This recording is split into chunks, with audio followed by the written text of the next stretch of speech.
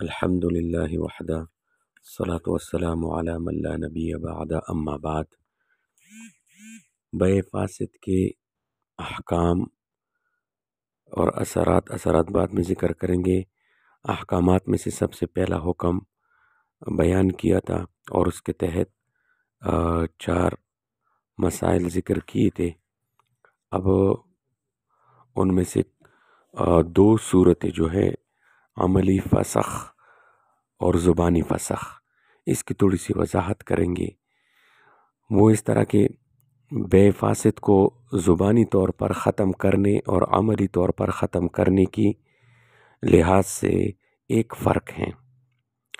وہ یہ کہ زبانی طور پر ختم کرنے کی صورت میں دوسری فریق کو معلوم ہونا ضروری ہے کہ معاملے کو ختم کیا گیا، لیکن عملی طور پر ختم کرنے کی صورتوں میں فریق ثانی کو یہ معلوم ہونا ضروری نہیں ہے کہ معاملہ ختم کیا گیا، اور یہ جو چیز واپس دی گئی یہ معاملے کو ختم کرنے کی نتیجے میں دی گئی، بلکہ صرف اتنا ضروری ہے کہ وہ چیز دوبارہ بیچنے والے کے قبضے میں پہنچ جائے۔ اگر یہ ہو گیا تو معاملے کو ختم سمجھا جائے گا۔ اسی طرح اس کی دوسری وضاحت وہ اس صورت میں کریں گے۔ بے فاسد ختم کرنے کی جن عملی صورتوں کا جو ہے پیچھے ذکر ہوا تھا، اس میں جو ہے سب سے مشترک بات اس کو ذکر کریں گے، وہ یہ ہے کہ وہ چیز دوبارہ بیچنے والے کے قبضے میں پہنچ جاتی ہے۔ اچھا، اگر یہ چیز وکیل کے ذریعے سے خریداری کے تحت بیچنے والے کے قبضے میں پہنچ جائے پھر اس کو بھی سابقہ معاملے کا فسخ شمار کیا جائے گا۔ مثلا بیچنے والے نے کسی کو وکیل بنایا کہ میرے لیے فلاں قسم کی چیز خرید لے، اور وکیل نے اتفاقاً یا جان بوجھ کر اس پہلے والے خریدار سے وہ چیز واپس خرید لی، تو بھی جب وکیل کا قبضہ اس چیز پر آ جائے گا تو اس کو ایسا سمجھا جائے گا کہ گویا اس سابقہ خریدار اور سابقہ بیچنے والے کے درمیان جو معاملہ فاسد ہوا تھا اس معاملے کو ختم کیا گیا۔ لہٰذا ایسی صورت میں وکیل سابقہ خریدار کو جو رقم بطور قیمت ادا کرے گا وہ اس چیز کی قیمت کے طور پر نہیں ہوگی، بلکہ سابقہ لی ہوئی قیمت کے واپسی کے طور پر ہوگی۔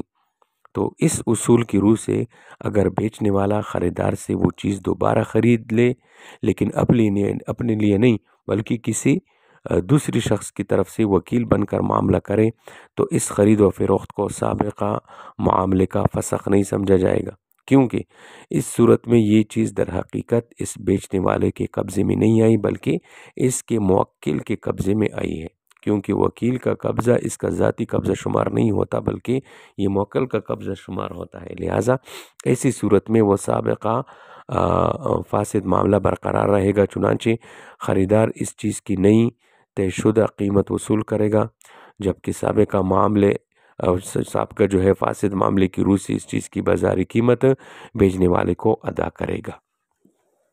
تو یہ تو ہو گئی 2 وضاحتیں زبانی فسخ اور عملی فسخ میں۔ اب آگے چلتے ہیں اسی جو بے فاسد کا حکم نمبر 1 کے تحت جو ہم نے 4 مسائل بیان کی تھی اور اس میں 2 وضاحتیں ہو گئی۔ اب اسی پہلے حکم کے تحت مسئلہ نمبر 5 کو ذکر کریں گے، وہ ہے عملی فسخ میں فروخت کنندہ کا قبضہ کرنا۔ بے فاسد کو زبانی طور پر فسخ کرنے کے لیے صرف یہ کہہ دینا کافی ہے کہ آپ اپنی چیز واپس لے لیں، کیونکہ ہمارا معاملہ شرعی لحاظ سے درست نہیں ہوا۔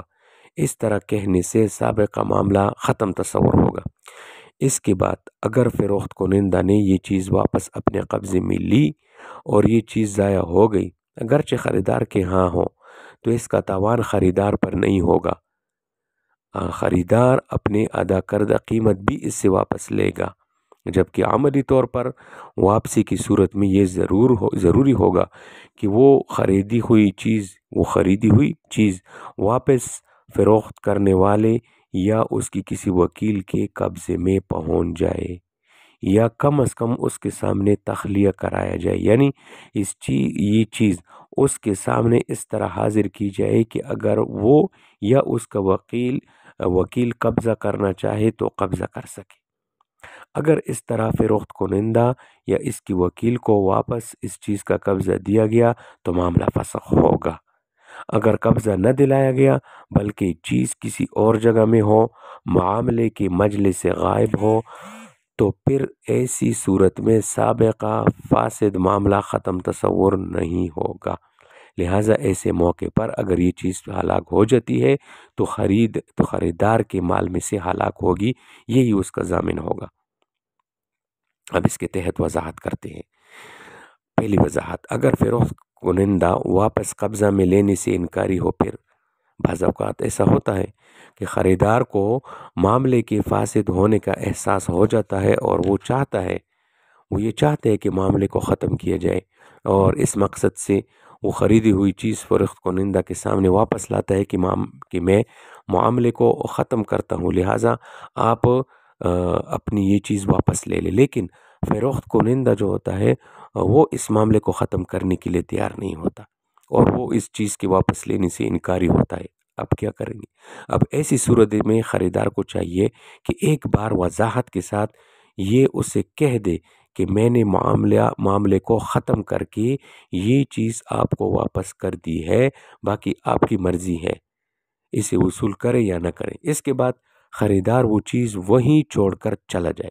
اگر فروخت کنندہ نے وہ چیز اٹھا لی تو ٹھیک ہے، ورنہ اگر ضائع ہو گئی تو فروخت کرنے والے کا جو ہے تاوان شمار ہوگا اور خریدار کو وہ رقم واپس ملے گی جو اس نے بطور قیمت ادا کی تھی۔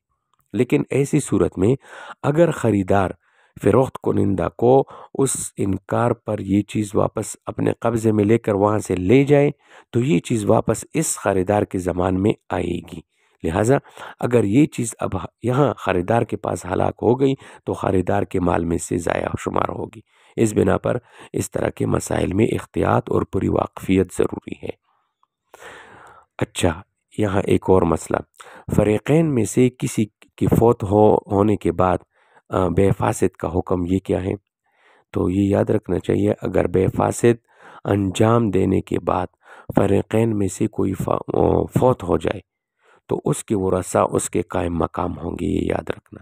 یعنی جو شخص فوت ہو چکا ہے اس کے بعد اس کے ورثاء، ان کی ذمہ داری ہوگی کہ وہ اس معاملے کو ختم کریں۔